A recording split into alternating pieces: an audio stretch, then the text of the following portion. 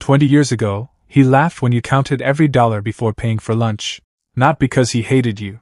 Because he genuinely thought you were making your life smaller. Come on, he'd say, waving his credit card with a grin. You only live once. Everyone at the table laughed. Even you did. It was easier than explaining why you always ordered the cheapest meal, why you drove the oldest car in the parking lot, why you disappeared whenever someone suggested an expensive weekend trip. They called you cheap so often that eventually it stopped sounding like an insult. It became your nickname. And you let it. Because there are some battles that cost more to win than they're worth. Last night, 20 years later, your phone rang just after 9:30. You almost ignored it. Unknown numbers usually meant telemarketers or wrong numbers, but something made you answer. There was a long silence before a familiar voice finally spoke. Hey, it's Ethan. You hadn't heard that voice in almost 8 years. Then came another silence, heavier this time. I need your help. 3 words. That's all he said. But those 3 words quietly reached back across 2 decades and pulled open a door you thought had been closed forever. You didn't answer right away. Instead, your eyes drifted toward the old wooden shelf across your living room. Sitting on it was a small glass jar filled with coins. Pennies, nickels, quarters. It wasn't there because you needed the money anymore. It was there because every time you looked at it, you remembered the day everyone decided you were the poorest man in the room. Funny how life works. The habits people laugh at while you're building them are often the same habits they admire after they're finished. The only difference is time. Back then, both of you were 24. Same company, same salary, same gray office. Your desks faced each other, separated by nothing more than a low fabric divider. You both complained about Monday mornings, dreamed about quitting someday, and counted the hours until Friday. On paper, your lives were identical. If someone had walked through that office and asked who would be financially secure 20 years later, every single person would have pointed at Ethan. You probably would have pointed at him too, because Ethan looked like success, confident, outgoing, the first to get promoted, the first to lease a luxury car, the first to wear expensive watches that caught the office lights every time he moved his hands. You looked forgettable. Same worn backpack every day, same reliable sedan with faded paint, same homemade lunch packed in a plastic container. People noticed Ethan when he entered a room. Most days, they barely noticed you at all. What nobody noticed was what happened every Friday at exactly 6:15 p.m. After work, while everyone else drove toward restaurants, shopping centers, or happy hour, you drove somewhere no one would ever think to look. And that quiet little place, hidden behind an ordinary brick building, was where the story of the next 20 years really began. Every Friday at exactly 6:15 p.m., while the parking lot slowly emptied, you drove 10 minutes in the opposite direction. Not to a second job, not to a side hustle. You parked outside a small brick building with faded blue letters that simply read, Community Credit Union.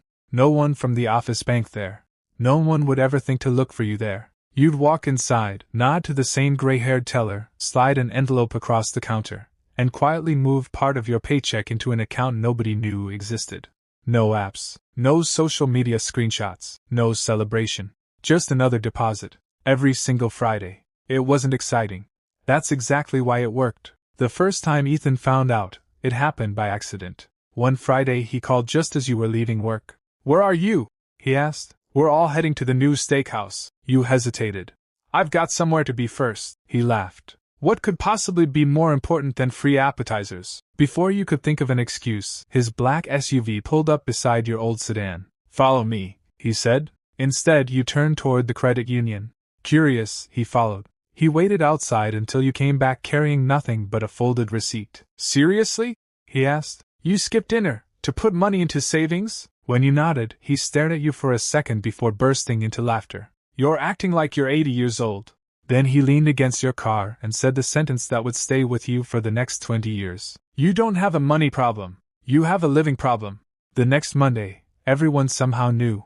Maybe Ethan mentioned it as a joke. Maybe someone overheard. It didn't matter. At lunch, people started smiling the moment you opened your homemade meal. Careful, one coworker joked. He'll probably take the leftover napkins home too. Another laughed. Don't invite him out. He's saving for retirement at 24. The table erupted. Even your manager smirked.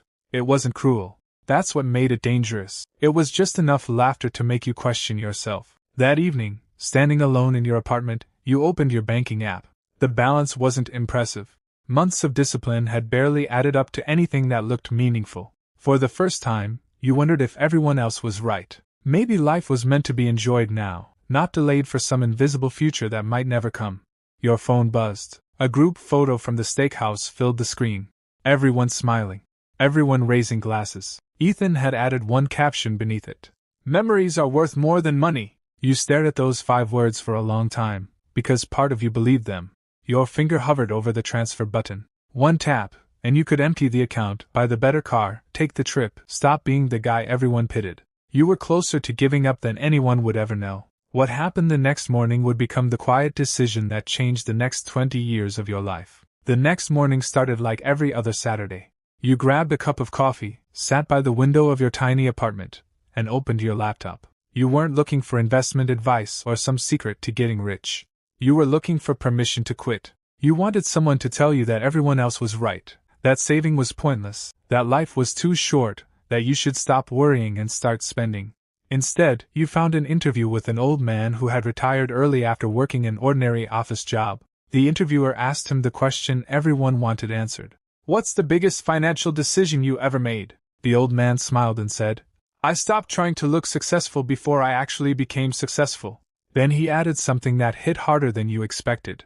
Every dollar you spend has 2 prices, the price today, and the years of freedom it quietly steals from your future. You closed the laptop and just sat there. The room hadn't changed. Your bank account hadn't changed. But something inside you had. For the first time, you stopped thinking of savings as money. You started thinking of it as time. Every deposit wasn't buying dollars. It was buying the right to someday tell a bad boss. No. It was buying mornings without alarm clocks. It was buying choices most people never realized they were giving away one paycheck at a time. That afternoon, instead of emptying your savings account, you increased the automatic transfer by another $50. It didn't feel exciting. It felt almost invisible. And invisible decisions are usually the ones that change a life. The years moved quietly after that.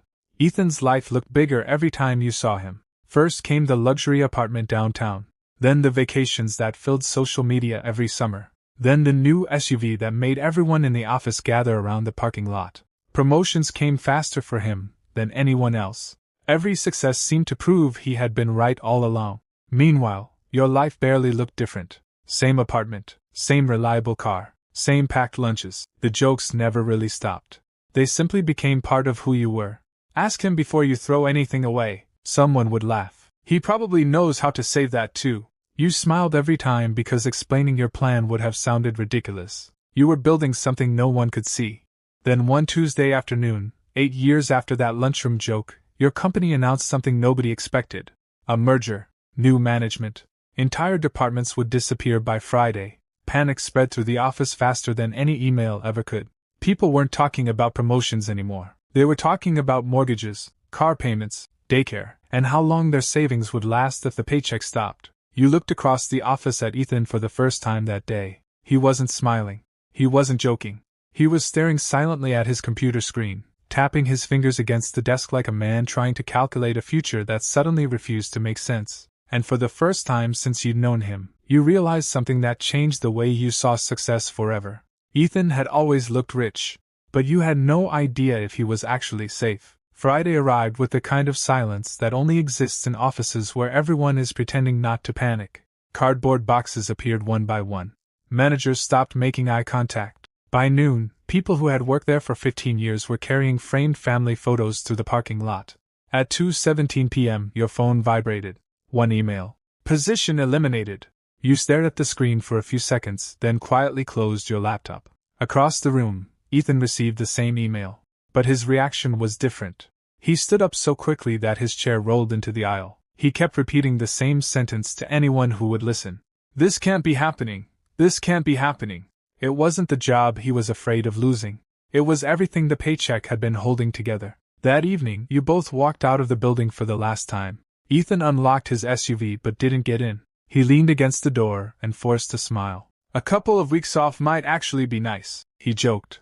I've always wanted a break. You nodded, but something in his voice sounded rehearsed, like he'd been trying to convince himself before he tried convincing you. Then he glanced at your old sedan and laughed softly. At least you don't have an expensive car payment to worry about. It was meant to be another joke. But this time, neither of you laughed. The next morning, your alarm went off at the usual time. Habit woke you before worry did. You walked into the kitchen, made coffee, opened your laptop, and logged into the savings account you hadn't touched in years. The number on the screen wasn't life-changing. It wasn't millionaire money, but it was enough. Enough to pay your bills, enough to refuse the first desperate job offer, enough to breathe. For the first time in your adult life, you realized you weren't looking for a paycheck. You were looking for the right job. There is a difference, and that difference only exists when time is on your side. Ethan didn't have time. Within a week, he accepted the first position he could find. The salary was lower, the hours were longer, the commute nearly doubled. But he couldn't negotiate. His rent couldn't wait. His SUV payment couldn't wait. The credit cards certainly couldn't wait. From the outside, nothing looked different. He still posted smiling photos online. He still parked the same shiny SUV outside the office. But every month, the gap between what he earned and what he owed quietly grew wider. Success is strange that way. Sometimes the people who look the calmest are simply the ones who've become experts at hiding the panic. Life moved on. Months became years. You eventually found a job you actually enjoyed. It paid less than your old one at first, but you chose it anyway because you finally had something more valuable than a higher salary. You had the freedom to choose. Ethan kept climbing, chasing bigger paychecks to support an even bigger lifestyle. You rarely spoke anymore. Birthdays passed. New Year's messages became shorter. Then they stopped altogether. Nearly a decade slipped by without either of you reaching out.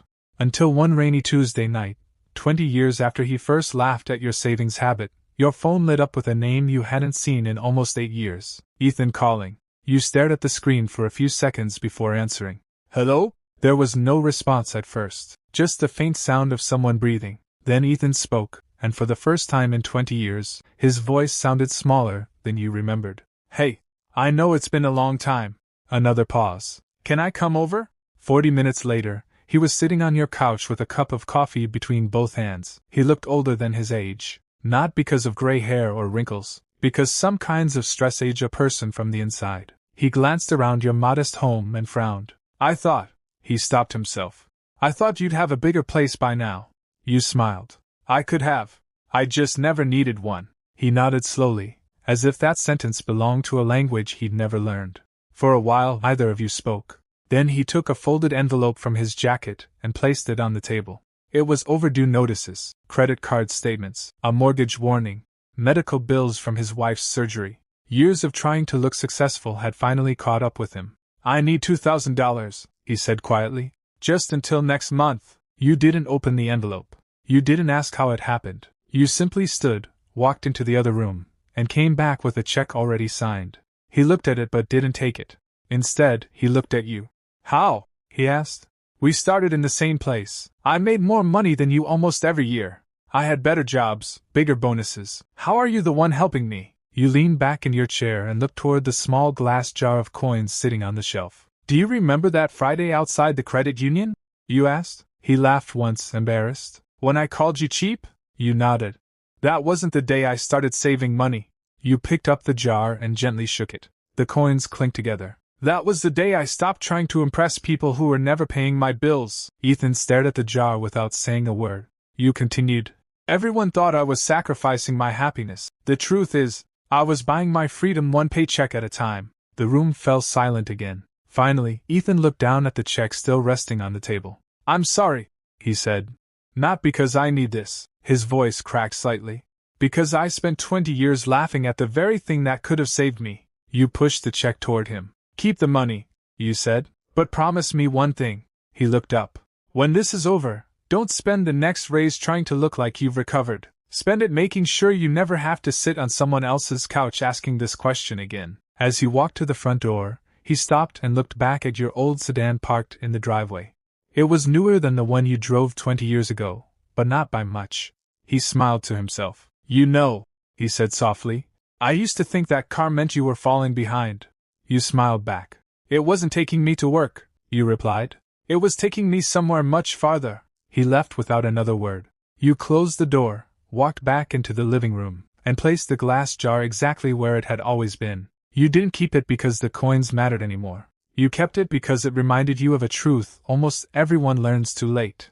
The world laughs at small sacrifices because it only knows how to measure visible success. Freedom is invisible, until the day someone desperately needs it.